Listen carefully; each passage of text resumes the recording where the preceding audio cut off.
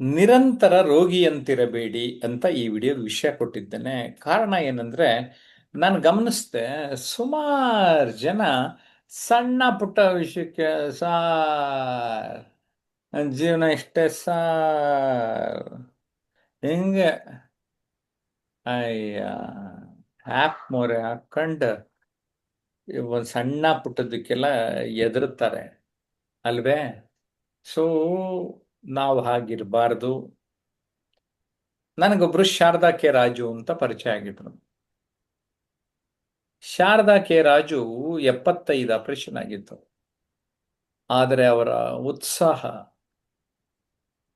ಇನ್ನೊಬ್ರದ್ದು ಯೂಟ್ಯೂಬಲ್ಲಿದೆ, multiple ಸ್ಕ್ಲೆರೋಸಿಸ್ ಕಾಯಿಲೆ, ಅದು number 1 ಕಾಯಿಲೆ ಪ್ರಪಂಚದಾಗೆ.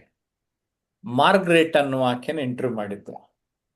ಆಕೆ ಕಾನ್ಫಿಡೆನ್ಸ್ನೇ ನೋಡ್ಬೇಕಿತ್ತು ರೀ. ಇನ್ನು ಕಣ್ಣಿಲ್ಲದ ನಾನು ಸಹದೇವ ಪಾಟೀಲ್ ಕುರಿತು ಕೊಪ್ಪಳದವ, ಪ್ರೈಮರಿ ಸ್ಕೂಲ್ ಟೀಚರು, ನೋಡಿ ವಿಡಿಯೋ. ಕಣ್ಣಿಲ್ಲದಿದ್ದರು ಆ ಕಣ್ಣಿರುವವರಿಗೆ ಸವಾಲು ಎಸೆಯುವ ಸ್ಕೇಟಿಂಗ್ ಅಂಡ್ ಸ್ವಿಮ್ಮಿಂಗ್ ಚಾಂಪಿಯನ್ ಕೂಡ ಆತ.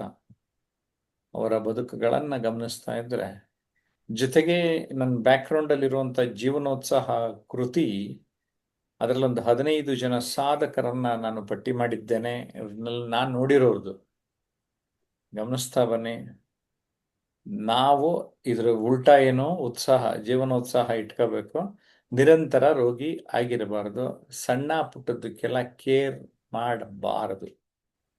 ಕರೆಕ್ಟ್. ಎಷ್ಟೊಂದು ಜನ ತುಂಬ ತುಂಬ ಯಾವಾಗ್ಲೂ ಪೇಷಂಟ್ ಥರ ಬಿಹೇವ್ ಮಾಡ್ತಾರೆ. ಏನೋ ಒಂದು ಗೋಳು, ಏನೋ ಒಂದು ಕರ್ಮ, ಬೇಡ ರೀ ಅಂತ ಹೇಳೋಣ.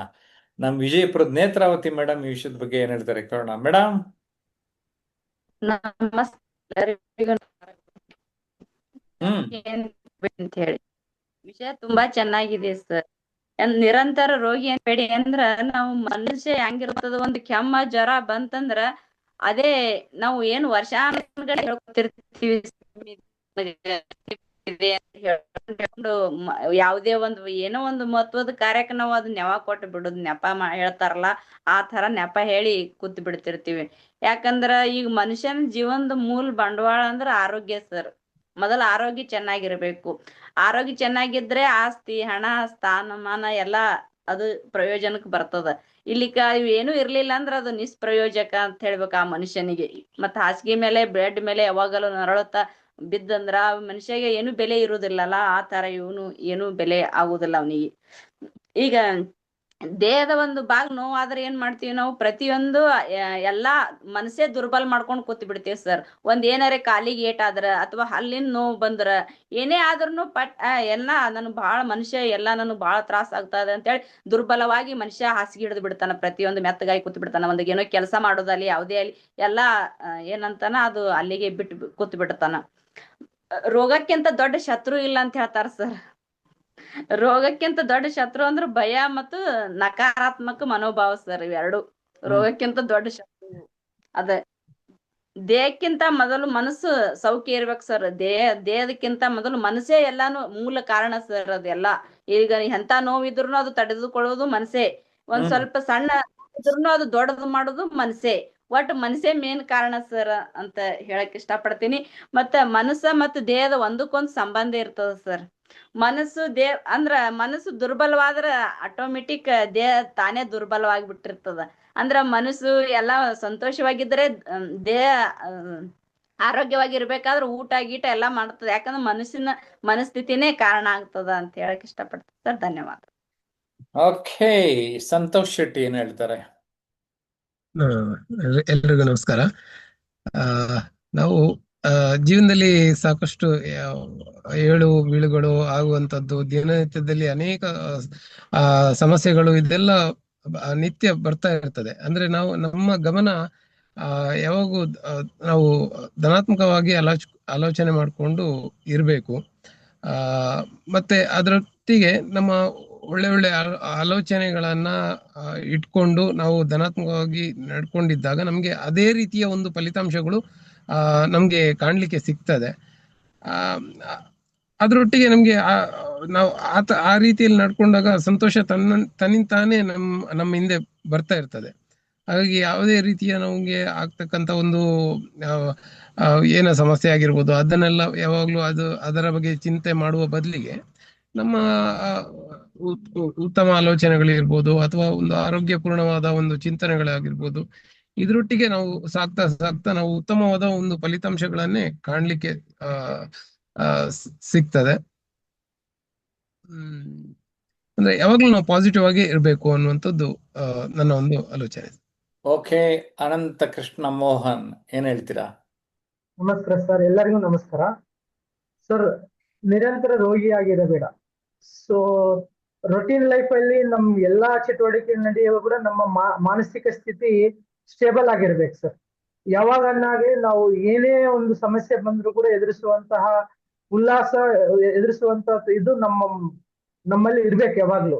ಅದನ್ನ ಬಿಟ್ಬಿಟ್ಟು ನಾವು ಯಾವ್ದೋ ಒಂದ್ರ ಬಗ್ಗೆ ನೆಗೆಟಿವ್ ಆಗಿ ಯೋಚನೆ ಮಾಡ್ಕಂತ ಎಲ್ಲೋ ಬಿದ್ದೋಗಿದೆ ಅನ್ನೋ ತರ ವರ್ತನೆ ಮಾಡಿದ್ರೆ ಅದು ಫೇಸ್ ಅಲ್ಲಿ ಕಾಣ್ತಾ ಇರ್ತೈತಿ.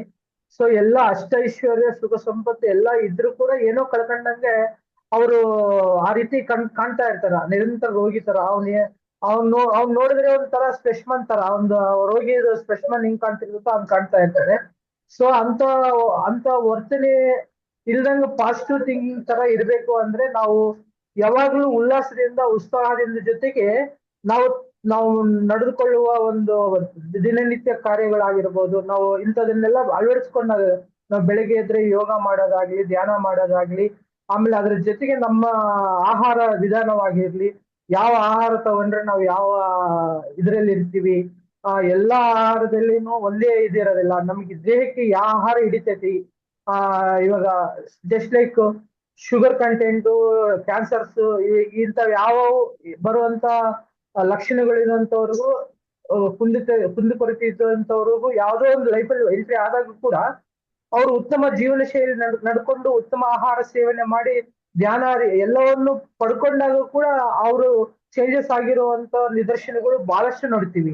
ಅಂದ್ರೆ ನಾವು ಏನೋ ಅರಿಯದೆ ಇದ್ದಂತ ಸಮಯದಲ್ಲಿ ನಮ್ಮ ಜೀವನದಲ್ಲಿ ತಿಳಿದು ಯಾವ್ದೋ ಒಂದು ಶುಗರ್ ಆಗಿರ್ಬೋದು, BP ಆಗಿರ್ಬೋದು ಬಂದ ಮೇಲೆ ಕೂಡ ಮನುಷ್ಯನ ಪರಿವರ್ತನೆಗಳು ಚೇಂಜ್ ಆಗಿರೋ ನಿದರ್ಶನಗಳಿದೆ. ಅವರು ಉತ್ತಮ ಆಹಾರ ತಗೊಂಡಿರೋದಾಗಿರ್ಬೋದು, ಉತ್ತಮವಾದ ಯೋಗ ಮಾಡಿರೋದು, ಧ್ಯಾನ ಮಾಡಿರೋದು, ಸಂತೋಷವಾದ ಮಾನಸಿಕ ಸ್ಥಿತಿಗೆ ಯಾವಾಗ ನಾವು ಅಳವಡಿಸಿಕೊಳ್ತೀವಿ, ಒಂದು ಉತ್ತಮ ಸಂಘವನ್ನು ನಾವು ಅಳವಡಿಸಿಕೊಂಡು ಉತ್ತಮ ಜೀವನ ಉಪಯೋಗಿಸ್ಕೊಂಡು ಉತ್ತಮ ಮಾರ್ಗದಲ್ಲಿ ನಾವು ಹೋದಾಗ ನಮ್ಮ ಆರೋಗ್ಯ ಸ್ಥಿತಿ ಆಗ್ಲಿ, ಮಾನಸಿಕ ಸ್ಥಿತಿ ಆಗ್ಲಿ, ಆಮೇಲೆ ನಾವು ಇದರೆಲ್ಲರೊಟ್ಟಿಗೆ ನಾವು ಯಾರನ್ನ ನೋಡಿದ್ರು ಕೂಡ ಒಂದು ಪಾಸಿಟಿವ್ ತಿರುವನ್ನೇ ನೋಡ್ಬೇಕು. ಎಲ್ಲರನ್ನ ನೋಡೋದ್ರಲ್ಲಿ ಕೂಡ ನಾನು ಅವನಲ್ಲಿ ನೋಡೋದು ಕೂಡ ನನ್ನಲ್ಲಿರೋ ಆನಂದ ನೋಡ್ತಾ ಇದ್ದೀನಿ, ನಾನು ಸಂತೋಷ ಪಡಬೇಕು.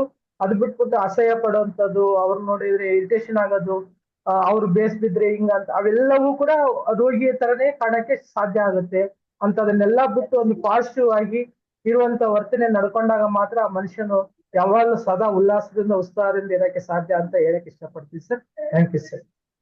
ಆರ್ಥರ್ ಆ್ಯಶ್ ಟೆನ್ನಿಸ್ನಲ್ಲಿ ವರ್ಲ್ಡ್ ಚಾಂಪಿಯನ್ ಆಗ್ತಾರೆ. ಸ್ವಲ್ಪ ದಿನಗಳಿಗೆ ಆತನಿಗೆ HIV ಬಂದಿರೋದು ಗೊತ್ತಾಗ್ತದೆ. ಸುಮಾರು ಜನ ಕೇಳ್ತಾರೆ, ನಿಮ್ಗೆ ದೇವ್ರ ಮೇಲೆ ಬೇಜಾರಾಯ್ತಾ ಅಂತ ಕೇಳ್ತಾರೆ. ಅವಾಗ ಹೇಳ್ತಾರೆ ಅವರು, ಇಡೀ ಪ್ರಪಂಚದಲ್ಲಿ ಎಷ್ಟು ಜನ ಟೆನ್ನಿಸ್ ಆಡ್ತಾರೆ, ಯಾವ್ಯಾವ ಕ್ಲಬ್ಗಳು ಆಟ ಆಡುತ್ತೆ, ಅದರೊಳಗಡೆ ಎಷ್ಟು ಜನ ಕ್ವಾಲಿಫೈ ಆಗ್ತಾರೆ, ಎಷ್ಟು ಜನ ಕ್ವಾರ್ಟರ್ ಫೈನಲಿಂದ ಸೆಮಿಫೈನಲ್ಗೆ ಹೋಗ್ತಾರೆ, ಎಷ್ಟು ಜನ ಸೆಮಿಫೈನಲಿಂದ ಫೈನಲ್ಲಿಗೆ ಬರ್ತಾರೆ. ನಾನು ಫೈನಲ್ ಗೆದ್ದು ವರ್ಲ್ಡ್ ಚಾಂಪಿಯನ್ ಆದಾಗ, ದೇವರೇ ನನಗೆ ಯಾಕೆ ನಾನು ವರ್ಲ್ಡ್ ಚಾಂಪಿಯನ್ ಕೊಟ್ಟೆ ಅಂತ ಆತನನ್ನು ನಾನು ಕೇಳಲಿಲ್ಲ. ಆದ್ದರಿಂದ ಈಗ ನನಗೆ ಏಕೆ HIV ಕೊಟ್ಟೆ ಎಂದು ನಾನು ಕೇಳುವುದಿಲ್ಲ ಅಂತ ಹೇಳ್ತಾರೆ. ನಾನು ಕೇಳೋದಿದ್ರೆ ಆಗಲೇ ಕೇಳಬೇಕಾಗಿತ್ತು, ನನಗೆ ಯಾಕೆ ವರ್ಲ್ಡ್ ಚಾಂಪಿಯನ್ ಮಾಡಿದೆ ದೇವರೇ ಅಂತ. ಎಂಥ ಮಾತು, ಮಾರ್ಮಿಕವಾದ ಮಾತು, ಅರ್ಥ ಮಾಡ್ಕೊಳ್ಳಿ. Arthur Ashe tennis world champion ಆಗಿದ್ದವ, ಆತ ಹೇಳಿದ ಮಾತು ಅಂತಾರೆ, ಎರಡನ್ನೂ, ಯಶಸ್ಸನ್ನು ಮತ್ತು ಕಾಯಿಲೆಯನ್ನು ಒಂದೇ ತಕ್ಕಡಿಯ ಎರಡು ಭಾಗದ ರೀತಿಯಲ್ಲಿ ಕನ್ಸಿಡರ್ ಮಾಡ್ತಾರಲ್ಲ, ಒಂದು ಲೈಫ್ನ 2 sides of the same coin ಥರ ನೋಡ್ತಾರಲ್ಲ, ನಾವು ಎಷ್ಟು ಮಾನಸಿಕವಾಗಿ ಗಟ್ಟಿಯಾಗಿದ್ದೇವೆ, ನಮ್ಮನ್ನು ನಾವು ಕೇಳಿಕೊಳ್ಳೋಣ. ನಿರಂತರ ರೋಗಿಯಂತಿರಬೇಡಿ, ಉಲ್ಲಾಸ ಉತ್ಸಾಹ ನಿಮ್ಮ ಮನೆ ಮಾಡಲಿ. ಬದುಕಿನಲ್ಲಿ ಬದಲಾವಣೆಗಳು ಸಾಗುತ್ತಾ ಸಾಗುತ್ತಾ ನಿಮ್ಮಲ್ಲಿ ವ್ಯಕ್ತಿತ್ವ ಪರಿವರ್ತನೆ ಆಗಲಿ ಅಂತ ಹಾರೈಸ್ತೇನೆ. ನಿಮ್ಗೇನು ಅನ್ನಿಸ್ತು ಈ ವಿಷಯ ಕಾಮೆಂಟ್ ಮಾಡಿ. ಜೊತೆಗೆ ಜಯಪ್ರಕಾಶ್ ನಾಗ್ತಿಹಳ್ಳಿ ಮತ್ತು ಟ್ರಾನ್ಸ್ಮಿಷನ್ ಅನ್ಲಿಮಿಟೆಡ್ ಯೂಟ್ಯೂಬ್ ಚಾನಲ್ನ ಸಬ್ಸ್ಕ್ರೈಬ್ ಮಾಡೋದನ್ನು ಮರಿಬೇಡಿ.